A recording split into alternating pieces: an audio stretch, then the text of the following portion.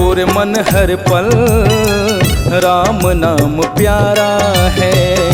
जपो रे मन हर पल राम नाम प्यारा है। जीवन की नैया का यही तो किनारा है। जीवन की नैया का यही तो किनारा है। जपो रे मन हर पल राम नाम प्यारा है।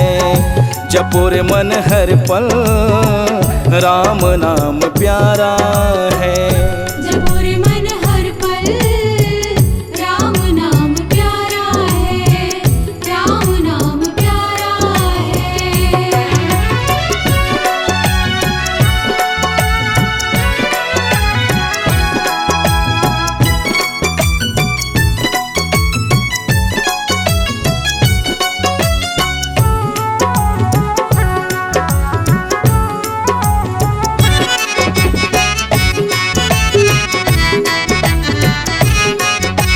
राम नाम की ज्योत जला ले, राम की मूरत मन में बसा ले। मन में बसा ले ज्योति जला ले, ज्योति जला ले मन में बसा ले। राम नाम का पी लो प्याला, जीवन में फैलेगा उजाला। फैलेगा उजाला, पी लो प्याला फैलेगा उजाला। है ऐसा मंत्र जो कि सब का सहारा है। है ऐसा मंत्र जो कि सब का सहारा है। जपो रे मन हर पल राम नाम प्यारा है। जपो रे मन हर पल राम नाम प्यारा है। जपो रे मन हर पल राम नाम प्यारा है। राम नाम प्यारा है।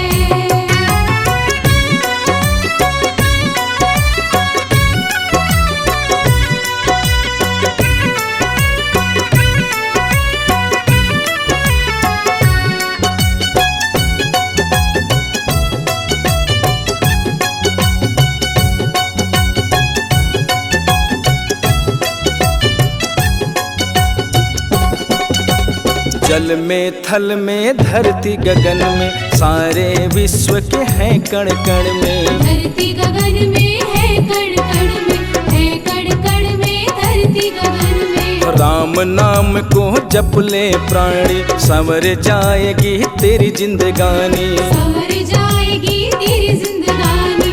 राम नाम को जप ले प्राणी। इसी नाम ने कितने पापियों को तारा है।